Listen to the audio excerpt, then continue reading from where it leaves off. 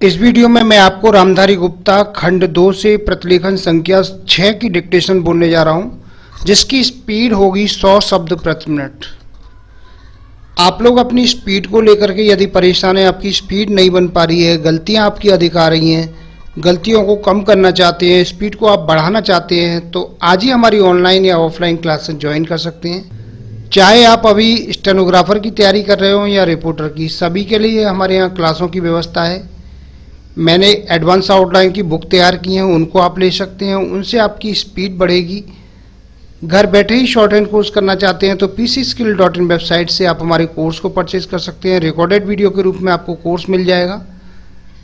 रामधारी गुप्ता खंड 1 और खंड 2 को लिखने में आपको कहीं भी कोई दिक्कत आ रही है तो मैंने इनकी एडवांस आउटलाइनें तैयार की हैं, इनकी बुक भी तैयार की हैं और इनको पूरा ट्रांसलेट किया है शॉर्ट हैंड में।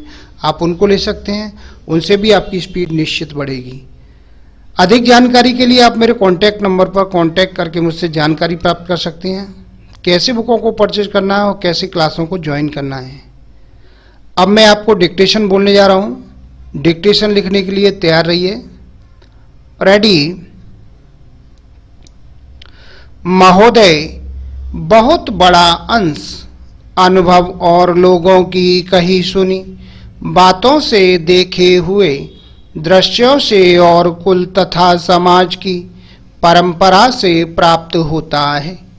सिनेमा इस सभी प्रकार के ज्ञान की प्राप्ति में सहायक हो सकता है, क्योंकि यह मनुष्य की दृश्य और श्रव्य अनुभूतियों के क्षेत्र को बहुत ही बढ़ा सकता है।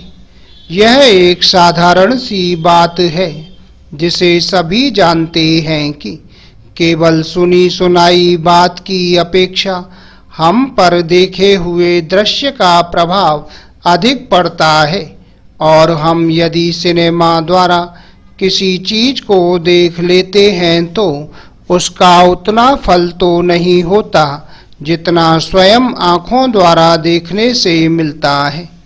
उससे तो कहीं अधिक अमिट छाप किसी के सामने किसी दृश्य के वर्णन करने से पड़ती है।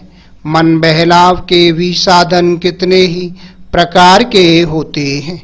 कुछ तो ऐसे हैं जो मन बहलाव के साथ साथ शिक्षाप्रद भी होते हैं और इसके विपरीत बुरे संस्कारों का साधन बन जाते हैं। मैं स्वयं यह दावा नहीं कर सकता कि मैंने बहुत सी फिल्में देखी हैं। सच पूछिए तो मुझे बहुत कम फिल्में देखने का अवसर मिला है, पर मेरे पास जो खबरें पहुंचती हैं, बहुतेरे विश्वसनीय भाइयों और बहनों द्वारा जो शिकायतें पहुंचाई जाती हैं, उनसे मालूम होता है कि बहुतेरी फिल्में दूसरी कोटि की हैं, जो शिक्षा अथवा मन बहलाव का साधन न बनकर बुरी वासनाओं को जागृत करती हैं। विशेषकर युवकों के चरित्र पर बुरा प्रभाव डालती हैं। हो सकता है कि इस प्रकार की फिल्में अधिक लोकप्रिय होती हों, उनके द्वारा अधिक पैसे कमाए जा सकते हों। कुछ लोग यह कह सकते हैं कि फिल्म निर्माताओं का काम ऐसी फिल्मों को बनाना है जो लोकप्रिय हों, क्योंकि वे एक प्रकार की मांग को पूरा करती हैं। Para change. यह भी कहा जा सकता है कि फिल्मों का ध्येय मन बहलाव ही है। उसको तो तभी सफल मानना चाहिए जब फिल्में उन लोगों का मन बहला सकें जिन लोगों के लिए बनाई गई हों। ये सब बातें बहस के रूप में कही जा सकती हैं, पर मैं चाहूँगा कि कोई भी सिनेमा हो अथवा फिल्म के बनाने वाले हों, वे यदि अपना कर्तव्य समाज सेवा समझते हैं और उन्हें ऐसा समझना भी चाहिए, तो उन सब के लिए ये सब बातें यदि अग्राह्य नहीं तो गौण अवश्य हैं, और उनका उद्देश्य तो सेवा ही होना चाहिए। Para change. सेवा तभी तक सेवा रहती है जब तक वह सेव्य का हित करे, न कि उसे गिराए।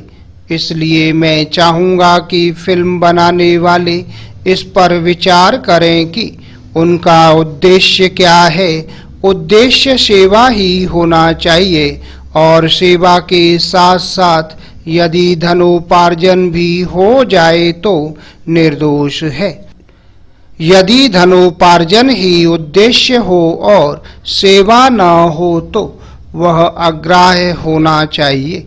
यदि मनुष्य अपने स्वार्थवश कुछ ऐसा काम करता है जो उसके व्यक्तिगत लाभ के लिए तो ठीक हो, पर जिससे समाज को हानि पहुंचती हो, तो उसे रोकना पड़ता है।